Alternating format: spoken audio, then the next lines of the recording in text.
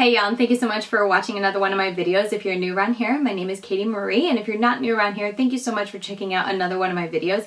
Today we're going to be doing another kind of end of the year video where I talk about the worst products that I've tried. And I feel like in past years I've always had like worst palettes and worst products, or I've just had a lot of palettes to talk about, but I don't know if it was something with me just not being able to get to as many palettes as I usually have, or just really focusing more on indie instead of more mainstream and drugstore. But I really don't have that many fails when it comes not fails when it comes to palettes, because there's some palettes that I was just like, it wasn't my vibe, or it's just not my preference. But like actual fails where the palette as a whole I didn't enjoy working with because formula or whatever, I only really had one to talk about. So I was thinking of what to do for this video, the fails type of video at the end of the year, and I decided to combine both palettes and makeup products into one video, and I share with you guys my top 10 worst products that I tried this year. So that's what we're going to be doing today. Before we dive into it though, I do have a special announcement in that this video is sponsored by Ana Luisa. So this part is going to be sponsored by them. Thank you so much to Ana Luisa. If you are not new around here, you guys know I've talked about them in the past. I've worked with them in the past, and this is another video of mine where I'm being sponsored by them to share with you guys a little bit about their product. So if you've never heard of them before, Ana Luisa is a sustainable jewelry brand that really focuses on very delicate type of jewelry pieces and just really good quality, high quality pieces that I have been hooked on ever since trying their products. The brand as a whole really focuses on sustainability, and not only to give you beautiful pieces, but to not make it, harm the planet or, do too much damage to the planet, as they do give us beautiful pieces to be able to wear, good quality pieces to be able to wear and use throughout the years. One of the ways they do this is by recycling material whenever possible. So when they're making the jewelry, as much as they can, they try to use recycled material. And also they're carbon neutral. I'm not very familiar with the whole carbon neutral, but basically the little bit I know about it is that, when they say they're carbon neutral, they try to offset all the carbon emissions that they produce as a brand in other aspects to make it so that they're, whatever they're putting out, whatever kind of emissions that they're putting out into the world, they're doing something on the other hand to kind of offset it, so that is not, as I said, doing a bunch of harm to the planet, because their goal is just to be sustainable and, as I said, not cause harm to the planet as much as they are able to. Another way that they do this is also doing small batches, so they're not creating a bunch of waste, and I really like that about them. And also too, if you're someone who likes to, try new pieces, or you just like to have a very wide selection when it comes to your jewelry, they're really good at giving you a wide variety. And because they're small batches, I really see a good flow of products that, come up and they sell for a couple months, and then once they sell out, they're done, and it's like in the past no longer produced anymore because they've gone on to other designs that they're making in those smaller batches. So if you're someone who likes to see a piece and maybe wait a year or two to buy it, Ana Luisa might not be the brand for you because it might not be available anymore. I own a couple pieces that I absolutely love from them, but they're no longer sold on the website. But yeah, Ana Luisa as a whole has just been a fantastic brand to work with, and I just love their pieces. They hold up so well. I never have any problems with any of them breaking, with causing any irritation to my skin. So yeah, Ana Luisa, if you want to learn more about them, you can check the description box. They do have a sale as we're getting closer to Christmas, so if you're someone who has last minute shopping to get done, I definitely recommend checking them out. I've always been very pleased with their customer service, with the packaging of their products. They come in these little bags that I honestly just keep the products in all the time. If they're not in my ears, I keep them in these bags because they keep them protected and just help them to last longer, and they're just very handy. They don't take up a lot of room in my drawer, so I love that about them. Let's go ahead and jump into today's video and talk about the worst products that I tried in 2021. Okay, first up, let's talk about the palette. I only have one palette that just stands out so much in my mind from this past year as not only just me not liking it or me not enjoying to work with, but kind of a train wreck of a palette for me whenever I had to dip into it, and that is the Klarity So Mermaizing palette. I feel like I dog on this just because, like I said, I really had a bad experience. This is the Colored Rain Juicy palette. I forget, Juicy Boost palette. Remember that palette from 2020 and how bad that stuck out in my memory? This is like the 2.0 version, because this is exactly anytime I think about this palette, I'm just like, oh my goodness. The hard part of this is that the shimmers are absolutely beautiful. They are stunning, but they're a mess. And so I just don't, it doesn't matter how pretty it is. It's just like, no thank you. I don't want to go through that mess. So I just never want to use it. And then the mattes in here, I have a video where I do a first impressions on this, and it was such a train wreck of a first impressions, and I've done Instagram tutorials using this, and you can just see how lightly pigmented they are. They just don't show up on my skin tone, so I don't like them. They were a pain to try to mix and mesh together. I had a lot of patching issues and just the color kind of removing off if I worked on it too hard, so yeah, no thank you. Also too, if any of these ever shatter or break, I had this one and this one crack. It didn't make a mess, it just cracked in shipping, and they are forever just flaking off and making such a mess. So I pretty much just keep this in my collection closed tightly, and I'm always afraid to open it. So yeah, this is the one palette that does not bring back fond memories for me. Next up is going to be a moisturizer, actually. This is the Neutrogena Hydro Boost Water Gel Lotion SPF 50. I picked this up at the beginning of the summer because I was like, I really want a good SPF. I'm going to be out at the pool. My kids were doing swim lessons. I tried to get them out to the pool, you know, other than swim lessons so they could really learn and practice what they were learning. So I was at the pool a lot this past summer, and so I really wanted a good SPF, and so that's why I picked this up. And if you don't know, for me personally, I do my makeup every single day. Even if I'm going into the pool or just staying around the house, I always like to do my makeup first thing in the morning, so I go to the pool with a full face of makeup on. So I wanted to have something that worked well underneath my makeup, and this does not work well under your makeup, like at all. I was surprised at how bad it was because I didn't even realize it at first. I just threw this into my routine and I started doing my makeup using, you know, foundations and tinted moisturizers and whatnot that I had been using and loving, and it was a train wreck. It was like slip slidey, it was breaking up on my face, it was doing that weird like breaking up as you're applying it, you know, where you get that like spotty look to your foundation. And even if it did apply nicely at the beginning, it like slipped off my face by a couple hours into it. And when I finally realized it, I was like, okay, maybe it's certain ones. And I tried a couple different ones. I think I tried 4 different ones that I was using over the summer. Most of them tinted moisturizers, but some foundations. And you know, the tinted moisturizers definitely didn't like mixing it with it, but even the more foundation-y ones, nothing super heavy, but my foundations I was trying still either looked heavier and cakier on top and then slid off earlier in the day, or just didn't really look good. They just looked different from how they usually looked on me. So after like 3 or 4 foundations, I was like, I'm not going to continue trying this, and my face just looking a wreck every single day and having to just deal with this just coming off or just sticking. Like anytime I touched my face, it would come off. So I just haven't touched it since then, and I don't know if I ever will, because like I said, I do my foundation every single day. So to reach for something that doesn't work with foundations and tinted moisturizers, I'm just like, that's okay. So I'll probably end up passing this along to one of my sisters because I'm sure it's great, I'm sure it's fine, but just with working with foundations, at least the stuff I was trying, it was not working, and I just didn't want to go through that, so I stopped using it. Okay, next up is a highlighter. It's actually the highlighter I have on today, so I feel like you're gonna be like, nah, Katie, it's a nice highlighter, but trust me when I say I'm actually just sweating.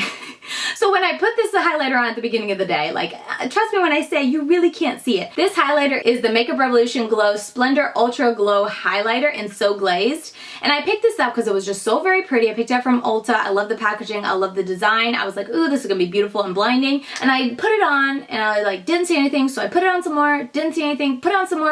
I piled so much onto my face this morning, and it was just like a barely little like hint. So I was like, okay, this isn't really what I want. If you're someone who wants a super natural looking highlighter, this will probably be for you. But if I want that natural of a highlight, I just won't put it on, because as you can see, when I start sweating and just living in my makeup for half a day, I get a very glowy look all over my face. So I don't need that added help of a little bit of highlighter. So yeah, I was just super disappointed in how light and how like non-existent this highlighter was. It was just so very pale, and not only like it didn't have a lot of color, but it just didn't have a lot of shine and nothing really special about it. So it was just kind of like, what are you? What is this? I don't know. I was very much disappointed. It was very anticlimactic when I bought this, because I was like, it's so beautiful, it's gonna be gorgeous, and I put it on and I was like, okay, are you even there? So that's the reason I'm putting this as a top 10 worst makeup of 2021, because it was definitely the biggest letdown of the, well, maybe the palette was the bigger letdown, because I really had high expectations for that pastel palette, but this was definitely, you know, other than palettes,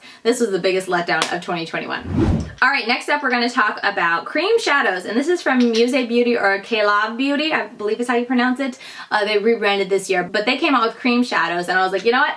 I'm gonna give cream shadows a chance. I've been giving cream bronzers a chance this year, and 3 made it into my top 3 spot for 2021. If you haven't seen that video, you can watch it up here, but 3 made it in there. So I was like, you know what? Maybe I'll like cream eyeshadows. So I tried them out. They're terrible. At least on, I should say, on my skin tone, on my very oily eyelids. Oh my goodness. I tried these incredibly sheer. I tried these very thickly applied. I tried these with primers and without primers underneath them, and every single time, to varying degree, they creased and faded heavily, like noticeably, on my eyes. And I was just like, yeah, no thank you. I think after the 4th time of trying it primer, no primer, doing it super duper light, doing it super thick, you know, like a thick application, and all of them turning out like terribly, and especially like the thicker application turned out even more terribly because it was even more obvious. I was like, yeah, no thank you, I don't want these. So I stopped using them and haven't touched them since, but they were a huge disappointment. I didn't really look at anyone's reviews of this product. I should have, like around when it was coming out, to see if anyone else had that issue, but I like the concept of them being a matte cream eyeshadow, but just using them, no thank you. And not only did they last terribly on my eyes, and again, I have oily eyelids, so that could be it, but they also just weren't pleasant to use. Like, I used them with my finger and with brushes. I just found the application to be very patchy. No matter how much I tried to make sure it wasn't patchy, it was very difficult to get an application that looked very smooth and seamless. So for me, it's like 10 times harder to use cream. I'll just stick to matte powder and I don't have to worry about fading or being patchy when I apply them. Next up is going to be this Lethal Cosmetics. This is their pot eyeliners. I don't know what they're called, but it's the eyeliners in a pot. And I love how colorful they are. I can't even open these with these nails. Excuse me for a minute. Okay, there we go. I don't know what they're called, but I picked up one color because I was curious to try them. And this, maybe it's just this color. This is in the color Equalize. I thought it was Equinox. Equalize, it's a green. Trying to line my eyes with this and create a wing was not a nightmare. I'm being dramatic, but it was a pain. It was a very painful experience. I did a video, I'm pretty sure it was a video on YouTube when I used this for the first time. If I can find it, I'll leave it linked up here. But ever since that video, I never tried to use it for my wing liner because it was just so hard. Like in that video, I was struggling. It's such a dry formula. It doesn't glide very easy and it's so patchy. It was just a no. So I was like, well, maybe I can just use it to line my eyes. And it does work okay. It's still really hard to get it nice and smooth because it kind of wants to almost clump up when you're putting it in your waterline. And I didn't want like clumps because then it's easier for the clumps to like get into your eyes. And then I'm trying to like remove clumps off of my eyelid. And not eyelid, eyeball. And that just terrifies me. So I used it a couple times. It worked okay, but it's such a hassle. I'd rather use just a pen in this color to get it on into my waterline than trying to get a brush and make sure I use this very carefully and put it in my waterline. So I feel like I heard a lot of people saying they enjoyed this formula, they liked it. Maybe it's just me, maybe it's just this color, but I did not enjoy it. And since using it, I'm just like, no thank you. I don't plan to try any more of their pot liners just because I didn't enjoy working with this one. Okay, I will confess, I only used this product twice, but this is the Shadow Flip from Ciate London. It's a multi-chrome shifting liquid shadow. And after using it twice, I was just like, no thank you, I don't even want to try. It is beautiful if you swatch it. I think it is very pretty if you swatch it and get a nice thick layer.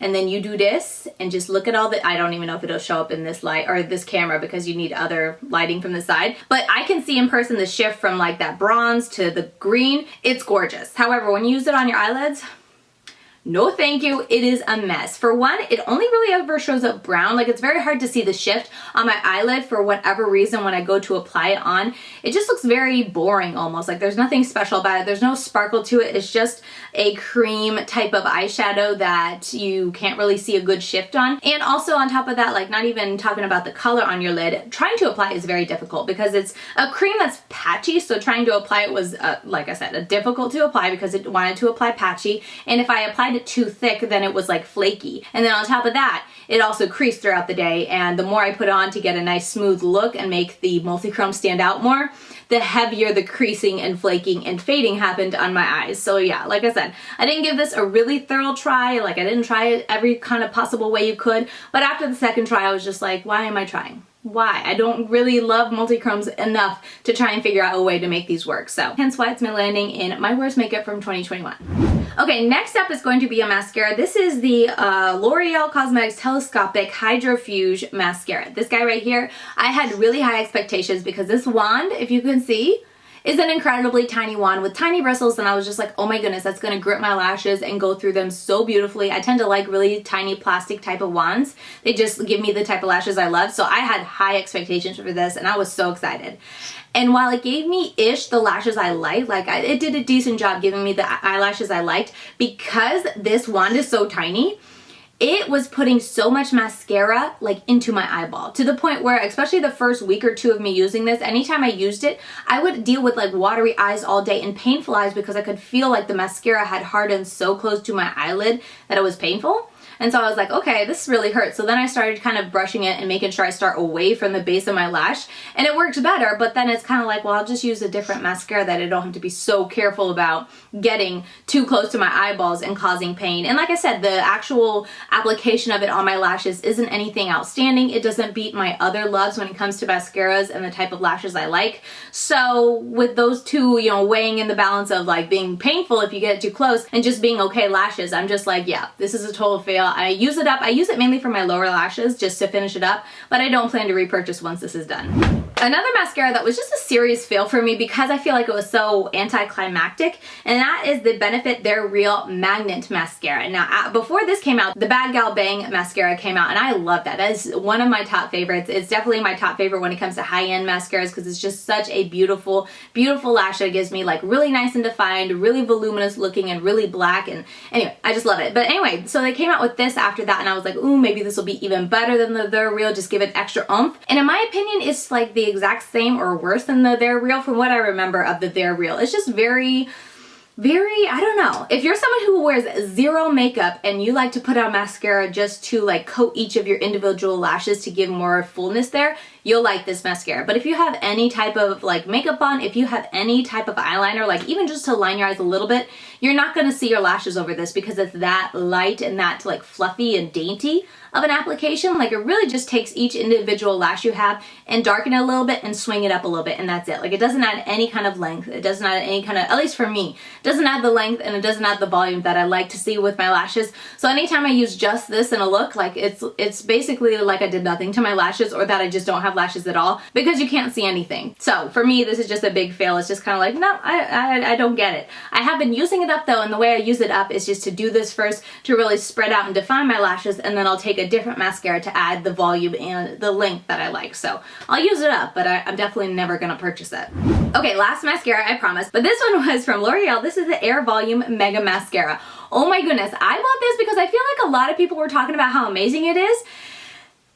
And I did not like it at all. Literally the first month that I used this, it was so clumpy. And again, I don't use it every single day when I tell you the time span, but I try to use it at least like 2-3 times out of the week for a month that I was using this, and it was so clumpy, like to the point where when I open it, and even now to this day, like I don't think you can see, but there's so much excess mascara like formula, the liquid on this wand, that I have to scrape it off and really work to scrape it off and get it off the tip even before I go on and put it on my lashes, because it's just too much. And then the bristles themselves, they hide a lot of mascara still within the bristles, so anytime I use this, it just clumps it up like terribly, to the point of I'm just like, I need something to take the product off because there's so much product, I can't even like brush it through my bristles. That's how much product is on there. So I don't like this mascara at all. Like I would literally at the end of applying this look like I had 3 little clumps of like coal on the top of my eyelid instead of lashes, and I'm just like, no thank you. So honestly, the way I've been using it up, because I hate to just make, let a mascara go to waste, but the way I've been using it up is I applied this product really liberally to, coat my lashes and get them all fanned out, and then I put just a teeny bit of this on it to thicken it up, but it doesn't really apply much length if I remember. It's more just volume. So that's how I've been using these two to get rid of them. But once these two are gone, no thank you. I have no desire to ever repurchase either one of them again. Okay, last set for my 10th spot, OFRA Cosmetics. This is the OFRA Cosmetics Eye Gel Primer. This primer is just an okay primer. I would say it's definitely not one of like my better primers from high-end or drugstore. I have favorites from both drugstore and high-end. It's definitely not that great because I would see wear down with this. Not a crazy amount, not anything terrible where it was creasing or just being a greasy mess, but it just didn't hold up as well as I would like on my oily eyelids. But then the real like kind of nail in the coffin for me when I was like, yeah, you need to go into fails, was because I haven't even been using this half a year. Not even. And it's already empty. Like, I don't know how much comes in there. There is a little bit left at the bottom, but I can't get it. I know I could pull the thing out, and I probably will to make sure I use it all up, but I couldn't believe how empty it was. And like I said, I haven't even been using it for half a year. I can't remember when I first started, but I tried it a few times and then kind of forgot about it. And then towards the end of the last 3-4 months, I've really been using it more regularly. I would say like, I don't know, 2 times a week I would use it, and it's literally empty. And I was just like, oh my goodness, that is the teeniest, tiniest amount of product, especially for a brand that I feel like is a little more high priced when it comes to their products. So yeah, that really kind of disenfranchised me because I was like, hey, it's not, I don't know, it's kind of like a drugstore and like the not great drugstore quality when it comes to me for my eyelids and what it gives me. It just doesn't hold up that well. So hence why it's landing in the worst makeup for 2021. All right, so there we have it. Those are all my fails for 2021. I feel like overall there weren't too many that were just like atrocious. A lot of them were fails just because for me personally, they either annoy me when I put them on, they're not my preference, or they just like have no point in putting them on kind of thing. But like there weren't too many that were just a train wreck. Like these cream shadows were train wreck to use. Like it was such a bad experience trying to use them and make them work. So overall not too bad. You know, I had 10 fails for sure for 2021, but I wasn't, you know, scarred by many of them. A couple of them have left their mark upon me. But anyway, this video is all just for fun. As I always try to say in these videos, you know, these are fails for me, but that doesn't mean they're bad products, and definitely they can be products that other people love or really enjoy them. And some people even love them for the reasons that I hate them. That's the thing I love about makeup, is that everyone has their different preferences, everyone has their different skin needs, everyone just likes something different when it comes to their makeup. So it's very subjective to, you know, the different people, and these just happen to be my top 10 fails for 2021. But yeah, that is going to do it for today's video. Thank you guys so very much for watching. Let me know what's your top number one fail for 2021. You don't have to list 10 if you don't want to, but what's the one product you tried this year that you were just like, oh my goodness, that was rough? I would love to know down below in the comments. Also, thank you so much once again to Ana Luisa for sponsoring this video. As I said, I will leave their link down below in the description box. They do have a sale that they're running right now, and if you're someone who hasn't yet finished out your Christmas list and might want to pick up a piece of jewelry for someone on your list, definitely check them out and order as quickly as you can. If you use the link in my description box, it just lets them know that I sent you, and that just works well for me in future workings with the brand for them to see that. But no pressure at all to purchase through my link if you are all done shopping or have no interest in jewelry. Thank you so much for watching, as that does help me and my channel and these sponsorship videos. So with all that said, I'm over on Instagram. I'm LadyKatie92 over there if you want reels, Instagram tutorials, flat lays, close-up eye pictures, all that sort of thing. And I'll see you guys very soon in my next video. Bye.